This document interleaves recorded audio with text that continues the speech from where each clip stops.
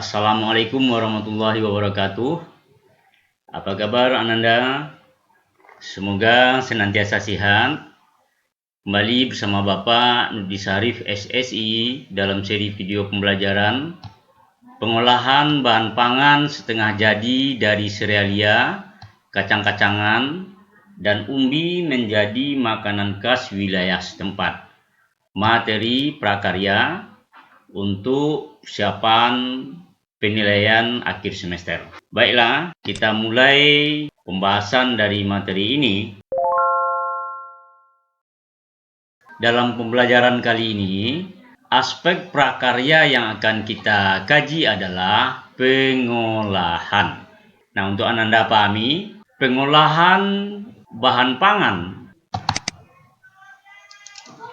Pengolahan bahan pangan adalah suatu kegiatan mengubah bahan mentah menjadi bahan makan siap dikonsumsi atau menjadi bahan pangan setengah jadi dengan tujuan untuk meningkatkan kualitas dan memperpanjang masa simpan bahan pangan.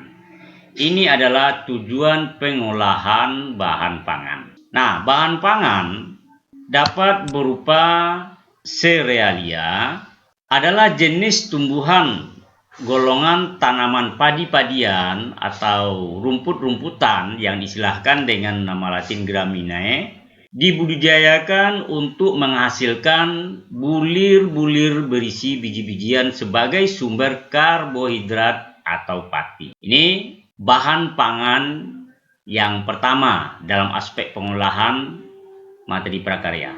Bahan pangan yang berikutnya lagi yaitu umbi. Umbi adalah organ tumbuhan yang mengalami perubahan ukuran dan bentuk atau pembengkakan sebagai akibat perubahan fungsinya. Nah, organ yang membentuk umbi terutama dapat berupa batang, akar, atau modifikasinya. Nah, olahan bahan pangan setengah jadi seperti yang disampaikan di awal tadi, judulnya adalah pengolahan bahan pangan setengah jadi. Nah, olahan bahan pangan setengah jadi sering disebut juga sebagai produk pangan primer. Olahan bahan pangan setengah jadi sering disebut juga sebagai produk pangan primer. Maksudnya, mengolah bahan baku pangan dengan proses pengawetan, baik pengawetan secara kimia, fisika, ataupun mikrobiologi. Menjadi aneka ragam olahan pangan setengah jadi yang selanjutnya digunakan sebagai bahan baku pangan. Jadi dapat disimpulkan bahwa pengertian dari pengolahan bahan pangan setengah jadi dari serealia, umbi, menjadi makanan khas tempat adalah mengolah produk pangan primer baik yang diproduksi oleh rumah tangga, industri kecil, ataupun industri pengolahan pangan dengan teknologi tinggi menjadi makanan dengan karakteristik budaya setempat. Selanjutnya, mengolah bahan pangan serealia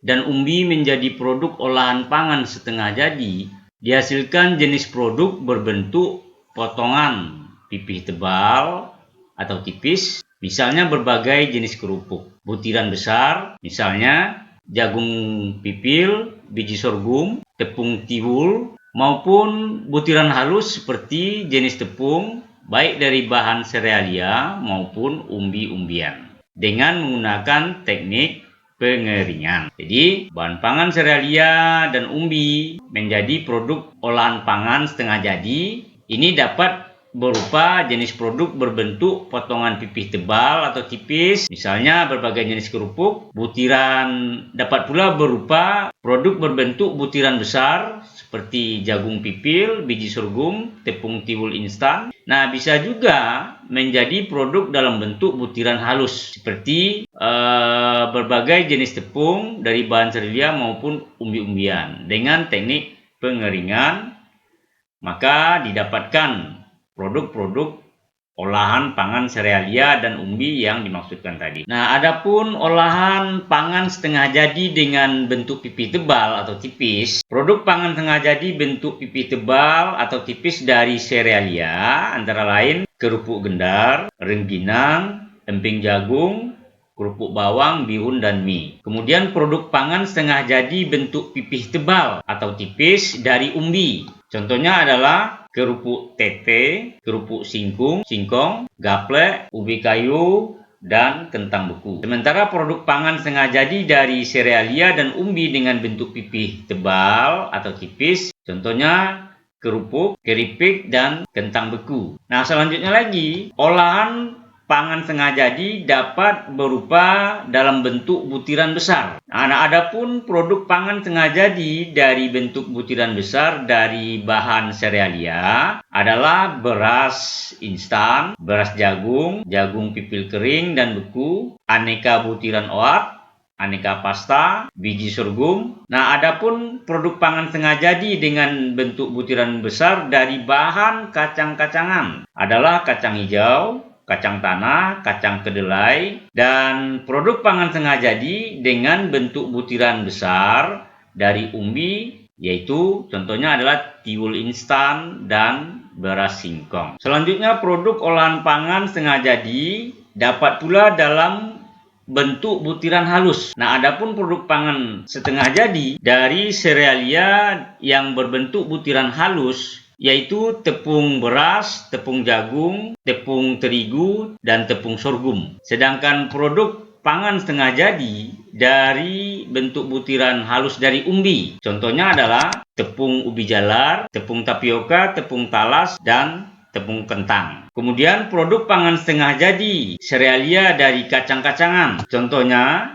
produk pangan jenang. Ini yang makanan khas daerah Jawa. Aneka ragam kue seperti kue bolu, kue donat, brownies, dan lain-lainnya. Dapat juga berupa es krim, mie, roti, maupun keripik. Jadi, makanan dibutuhkan manusia untuk kelangsungan hidupnya. Makanan yang masuk ke dalam tubuh, selain untuk menjaga kesehatan, digunakan juga untuk proses pertumbuhan, mengganti sel-sel yang rusak, dan persediaan energi. Nah, Ananda, berdasarkan kegunaannya bagi tubuh, zat gizi dapat dikelompokkan menjadi ada kelompok zat gizi penghasil tenaga yaitu karbohidrat. Produk pangan penghasil karbohidrat ini dapat diperoleh dari beras, jagung, gandum, roti, mie, dan lain-lainnya. Kemudian kelompok zat gizi pembangun sel atau protein ini dapat diperoleh dari daging, ayam, kelinci, telur, ikan, udang, susu, serta kacang-kacangan dan hasil olahan seperti tahu dan tempe. Nah, kemudian kelompok zat gizi pengatur dalam jumlah yang sesuai dengan kebutuhan tubuh, seperti dalam sayur-sayuran yang berwarna kuning, jingga, dan merah, serta buah-buahan. Nah, selanjutnya kita akan kaji bagaimana teknik pengolahan bahan pangan setengah jadi menjadi produk makanan wilayah setempat. Teknik dasar pengolahan bahan pangan ini dapat berupa teknik pengolahan makanan panas basah atau istilahnya moist heat dan teknik pengolahan panas kering atau dry heat cooking. Nah, kita kaji teknik pengolahan makanan panas basah atau moist heat, yaitu mengolah bahan makanan dengan menggunakan bahan dasar cairan untuk mematangkannya. Bahan dasar cairan yang digunakan bisa berupa air kaldu, santan, susu, atau bahan-bahan lainnya. Teknik pengolahan makanan panas basah ini tidak pernah lebih dari suhu didihnya. Teknik ini mencakup merebus atau boiling, merebus cairan penutup bahan pangan atau poaching, dan merebus dengan sedikit cairan atau yang diistilahkan braising. Kemudian teknik menyetup atau menggulai stewing, teknik mendidih simmering, mengukus steaming, dan mengetim. Jadi pertama kita bahas teknik merebus atau boiling. Ini mengolah bahan makanan dalam cairan yang sudah mendidih. Kemudian teknik poaching, memasak bahan makanan dalam bahan cair sebatas menutupi bahan makanan yang direbus dengan api kecil di bawah titik didih lebih kurang 92 sampai 96 derajat Celcius. Kemudian teknik braising, teknik pengolahan bahan pangan, teknik merebus dengan sedikit cairan dalam panci tertutup dengan api dikecilkan secara perlahan-lahan. Kemudian teknik stewing, mengolah bahan makanan terlebih dahulu ditumis bumbunya dan direbus dengan cairan yang berbumbu dan cairan yang tidak terlalu banyak dengan api sedang. Kemudian teknik mengukus atau stewing, memasak bahan makanan dengan uap air mendidih. Ini mengukus, memasak dengan menggunakan uap air mendidih. Kemudian ada teknik simmering. Teknik simmering adalah teknik memasak bahan makanan dengan saus atau bahan cair lainnya yang dididihkan dahulu, baru api dikecilkan di bawah titik didih dan direbus lama, di mana di permukaannya muncul nanti gelembung-gelembung kecil. Kemudian ada teknik mengetim, memasak bahan makanan dengan menggunakan dua panci yang berbeda ukuran, salah satu panci lebih kecil. Nah, itulah tadi teknik pengolahan makanan panas basah. Selanjutnya teknik panas kering atau dry heat cooking, yaitu mengolah makanan tanpa bantuan bahan dasar cairan untuk mematangkannya. Teknik ini dapat dikelompokkan, ada yang disebut menggoreng dengan minyak banyak deep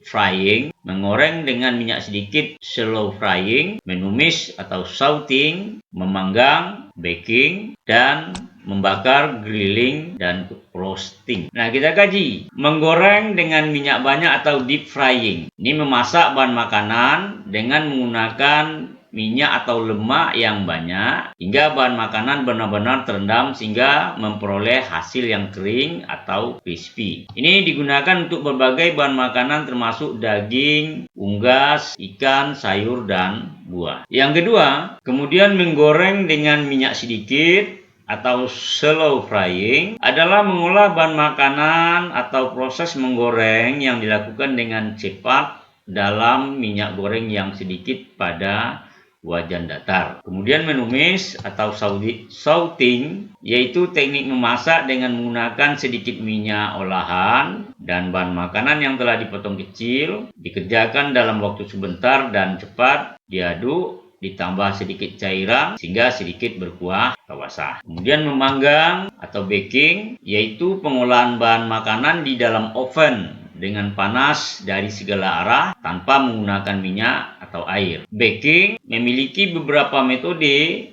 ada yang disebut memanggang kering, memanggang dalam oven menambah kelembaban, memanggang dalam oven dengan menggunakan dua wadah, dan selanjutnya membakar atau grilling. Ini teknik pengolahan makanan di atas lempengan besi panas atau griddle atau di atas papan dadar atau teflon. Ada juga grill dilakukan di atas bara langsung dengan jeruji panggang atau alat bantu lainnya. Nah, yang terakhir kita akan mengkaji tahapan pengolahan bahan pangan, serealia, umbi-umbian, dan kacang-kacangan. Adapun tahapan pengolahan bahan pangan ini tercakup beberapa tahapan. Yang pertama itu adalah perencanaan, pelaksanaan atau pembuatan, kemudian diteruskan kepada tahap penyajian atau pengemasan, dan terakhir dilanjutkan kepada tahap evaluasi. Nah, di dalam tahap yang pertama, tahap dalam pengolahan bahan pangan, yang pertama itu adalah perencanaan. Di sini kita mengidentifikasi kebutuhan atau menganalisis kebutuhan pengolahan pangan berdasarkan kondisi lingkungan, kelas, kelompok, atau keluarga untuk ide atau gagasan perencanaan produk pengolahan bahan pangan. Nah, ide gagasan selanjutnya ya, ide gagasan di sini membuat rencana atau merancang suatu pembuatan pengolahan pangan sesuai dengan hasil identifikasi kebutuhan. Nah, selanjutnya diteruskan dalam tahap pelaksanaan atau pembuatan. Di dalam tahapan ini mencakup persiapan. Di sini merencanakan pembelian bahan sesuai kebutuhan, alat dan pengolahan pangannya, atau pembuatannya mulai dari pengupasan atau pencucian bahan. Dan dalam proses pembuatan di sini juga mengutamakan keselamatan kerja. Selanjutnya di dalam tahap penyajian atau pengemasan, di sini perlu diperhatikan wadah penyajian. Wadah berkaitan dengan estetikanya. Artinya wadah akan menarik keinginan konsumen untuk mengetahui apa yang ada di dalam wadah tersebut. Dan juga wadah kemasan di samping estetika juga tentu memperhatikan aspek kesehatan. Dan terakhir, tahapan di dalam pengolahan bahan pangan ini dilanjut pada tahap evaluasi. Di sini kita merasakan menilai hasil produk pengolahan pangan, mengevaluasi seluruh proses atau setiap tahapan pembuatan pengolahan sebagai bahan perbaikan. Nah, baiklah, itulah kajian kita tentang pengolahan bahan pangan berupa bahan pangan serealia, umbi-umbian, dan kacang-kacangan yang berkaitan dengan produk-produk wilayah setempat yang diolah berdasarkan bahan pangan setengah jadi. Baik, itulah kajian kita. Mudah-mudahan Ananda bisa memahami dan dapat menyelesaikan nantinya soal-soal ujian yang akan dilaksanakan. Baiklah, terima kasih. Assalamualaikum warahmatullahi wabarakatuh.